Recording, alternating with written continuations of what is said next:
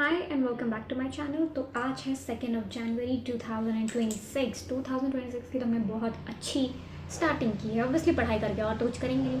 तो देखो, अब करने वाले हैं हम एनालिसिस मेरे उस पेपर का जो मैंने 31 दिसंबर को दिया था। ऐसा तो मैं कल भी कर सकती थी, लेकिन पता है क्या, इन लोगों ने पेपर ही नहीं भेजा। पेपर का पीडीएफ आज भेजा है, तो क्या है ना कि मैं पेपर के पीडीएफ से ही एनालिसिस में वो कट करके ऐड करती हूँ। तो वो मेरे पास नहीं था और मुझे एनालिसिस कल ही करना था। तो इसमें जो कटिंग्स हैं वो सारी मेरे पेपर की है, तो तुम लोग को इसमें एग्जैक्टली दिखेगा कि मैं कैसे कांड करती हूँ। So let's just begin. So देखो, ये है मेरा सिलेबस प्यारा प्यारा, जिसमें फ्लूइड मैकेनिक्स, मॉडर्न फिजिक्स और कुछ चैप्टर्स हैं, और कुछ अच्छे चैप्टर्स हैं। सो लेट्स जस्ट बिगिन। फिजिक्स में मेरे मार्क्स ठीक ठाक आए हैं, तो तुम्हें क्वेश्चंस कम गलत दिखेंगे। तो first is this, a thin liquid film. ये बहुत ही कॉमन क्वेश्चन है, you know this is a very common question, और ये बहुत पहले एक बार मेरे टेस्ट में आया है, मुझे याद है, और मैंने उस समय भी यही किया था, अब मैंने यही किया।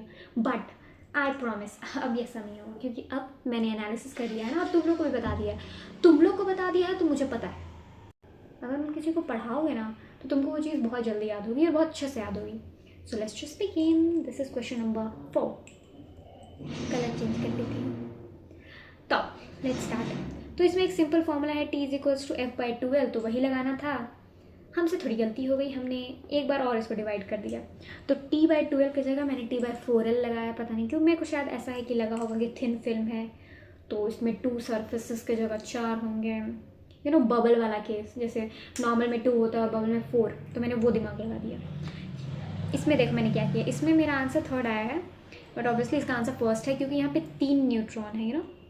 पर मैंने सिर्फ एक का लेके बनाया था, पता नहीं क्यों। आई जस्ट थिंक, मैंने ये देखा 3 को मैंने इग्नोर कर दिया, मुझे दिखा ही नहीं। इतना बड़ा चश्मा लगाने के बाद, अपनी आंखों से, अपनी शक्ल से भी बड़ा चश्मा लगाने के बाद भी मुझे ये 3 नहीं दिखा। सावधान रहें, सतर्क रहें, ये गलतियाँ किसी से भी हो सकती हैं। आज मैं हूँ शिकार, कल तुम भी हो सकते हो। So now let's begin with this. इसमें मेरे दिमाग की गलती थी। तो इसमें रदरफोर्ड मॉडल और थॉमसन पुडिंग मॉडल के बारे में बात हो रही थी, और मैंने यहाँ पे ध्यान नहीं दिया। आई वाज लाइक दिस, हाँ ये सही है, एटम इज अ क्लाउड जिसमें पॉजिटिव चार्जेस हैं और इलेक्ट्रॉन इम्बीडेड है, तो दोनों सही होगा। बट नहीं, ये थॉमसन जी की दी हुई थी, और क्रेडिट यहाँ पे रदरफोर्ड को दिया गया था। दिस इज़ रॉन्ग, किसी का क्रेडिट किसी को नहीं देना चाहिए। इसमें देखो, इसमें आंसर 1st है, जो कि मैंने पहले किया था, लेकिन फिर मैंने 2nd कर दिया, क्योंकि मैंने एक्स्ट्रा दिमाग लगाया, यू नो एक्स्ट्रा दिमाग लगाने की आदत ही नहीं जा रही है। तो इसमें मैंने बहुत ही घटिया दिमाग लगाया कि यहाँ पे एरिया ज़्यादा है, तो वेलोसिटी जो है, एरिया ज़्यादा है तो वेलोसिटी कम होगा, तो ½ ρv², तो ये प्रेशर कम होगा, ऐसे करके पता नहीं क्या क्या मैंने दिमाग लगा दिया, जो कि गलत था। इसका लॉजिक तुम लोग मुझे समझा देना, और ऐसा समझाना ताकि मुझे हमेशा याद रहे। वैसे तो अब मुझे ये याद ही रहेगा। तो देखो 28 नंबर, तो इसमें मैंने बहुत अच्छी चीज़ सीखी, वो ये कि अगर रेंज सेम है तो ऊपर और नीचे का डिस्टेंस इक्वल होगा, यानी ये h' = h। तो फिर तो हमें बस ये x + h निकालना था, जो कि ईजिली आ जाएगा। I have given the solution, तुम लोग देख लेना। ये बहुत अच्छा क्वेश्चन था। This question is like a must try. तो इसमें बस इतना लिखा है कि when a stream of air passes between the space between them, तब क्या होगा। तो यहाँ पे वॉल्यूम बढ़ जाएगा, प्रेशर कम हो जाएगा, तो हाई से लो जाएगा प्रेशर, यानी दोनों पास आएंगे तो डिस्टेंस कम होगा। But I did different. यहाँ देखो मैंने क्या किया, इसमें मैंने फॉर्मूला सही लगाया था। इसमें आंसर आई थिंक आंसर है 3rd, but I did this 2nd, जो कि गलत है, क्योंकि मैंने f = 10⁵ ले लिया था, 10⁵ ले लिया था, जबकि 10⁶ होता है। So that was my mistake. इसमें लिंकेज पूछा था, तो आई वॉज लाइक कि नहीं, मुझे तो बस NO2- पता है, NO तो नहीं होगा, तो लो हो गया, none of these, तो NO was the answer. Now let's coming to this question. ये बहुत सिंपल सा क्वेश्चन था, f = η/a dv/dx, पर मैंने इसमें दुनिया भर के फॉर्मूले लगाए। मैंने vt टर्मिनल वेलोसिटी का भी लगा के ट्राई किया, फिर मैंने f = 6πr η/v करके भी ट्राई किया, नहीं बना, तो आई वाज लाइक यार छोड़ो। तो ये मैंने अटेम्प्ट नहीं किया था, इसमें लिखा है, बट मैंने ये अटेम्प्ट ही नहीं किया था।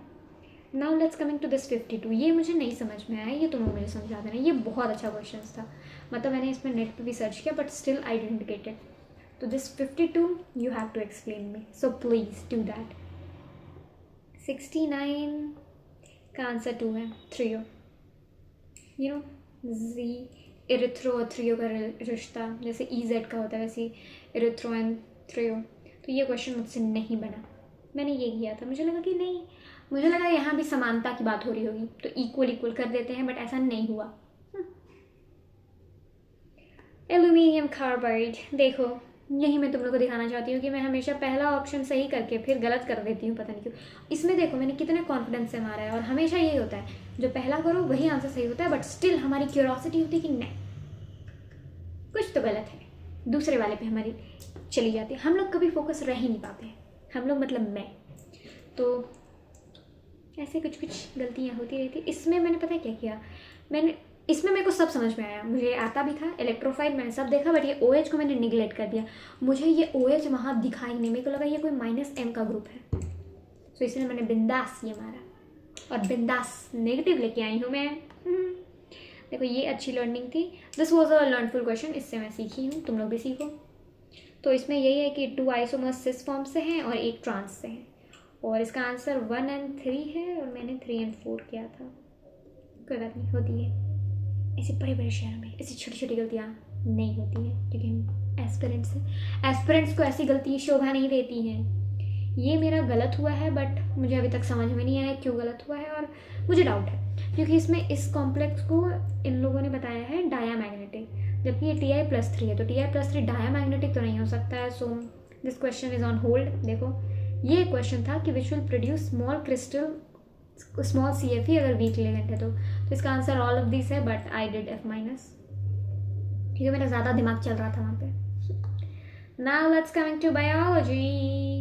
एक तो ये भी क्वेश्चन था स्टीरियो आइसोमर्स का, तो इसमें आई गॉट कन्फ्यूज कि 2 की 3, फिर मैंने छोड़ दिया। आई वॉज वेरी कन्फ्यूज कि 2 होगा कि 3 होगा, because I was confuse between this B2 and एक होता है ये B2 और एक BC होता है, तो I was confuse between both of them. Diagram, अब डायग्राम गलत नहीं होने दूंगी, पक्का प्रॉमिस। ये देखो ये अच्छा क्वेश्चन था जो कि मैंने छोड़ दिया। इसमें तो बस यही बोला था कि देखो जो एक्सपेरिमेंट किया था थॉमस जी ने, उसमें उन लोगों ने उसमें इन्होंने प्रिज्म का यूज़ किया था, तो अगर ये प्रिज्म के बिना एक्सपेरिमेंट करते तो क्या होता। So this was a very good question. Now let's coming to 128 again diagram. गलतियाँ इसमें देखो मैंने क्या किया, carbohydrates and then I did 1। इसलिए कहा जाता है कि एक बार क्रॉस चेक करना चाहिए, चाहे वो क्वेश्चन हो या आपके फ्रेंड्स। लाइफ लेसन भी दे देती हूँ। तो R₂ = CO2 evolved upon O2 consumed करना था, तो जिसका आंसर इन्फिनिटी होगा, क्योंकि एनारोबिकली है, क्योंकि यहाँ पे साफ साफ लिखा है कि ऑक्सीजन है ही नहीं, तो 0, तो ऑफकोर्स इट्स इनफाइनाइट। 129 में मैंने PEP को इग्नोर कर दिया था, मेरे को लिटरली मेरे को नहीं समझ में आया कि P कहाँ है, मेरे को लगा ये PEP वो उधर C4 साइकिल उधर कहीं चला गया।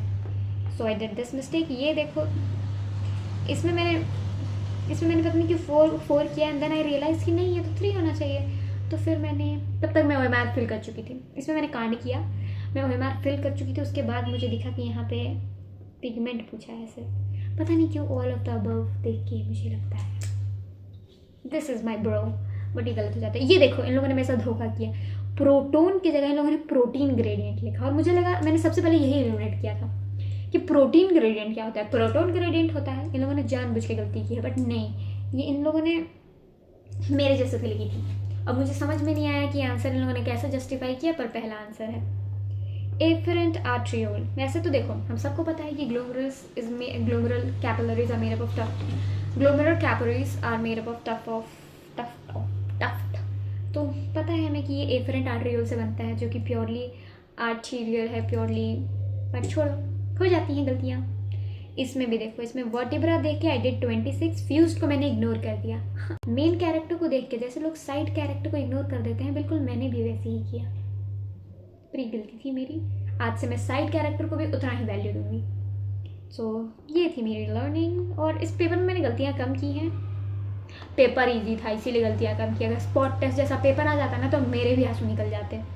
तो इसमें मैंने माइन्यूट सी मिस्टेक की, मुझे लगा कि हाँ ये भी तो सही है, ये और इसमें कितना 19-20 का ही तो फ़र्क है, लेकिन नहीं, ये 19-20 लाख का फ़र्क है। तो ये गलती आप ना करें, क्योंकि मैं कर चुकी हूँ।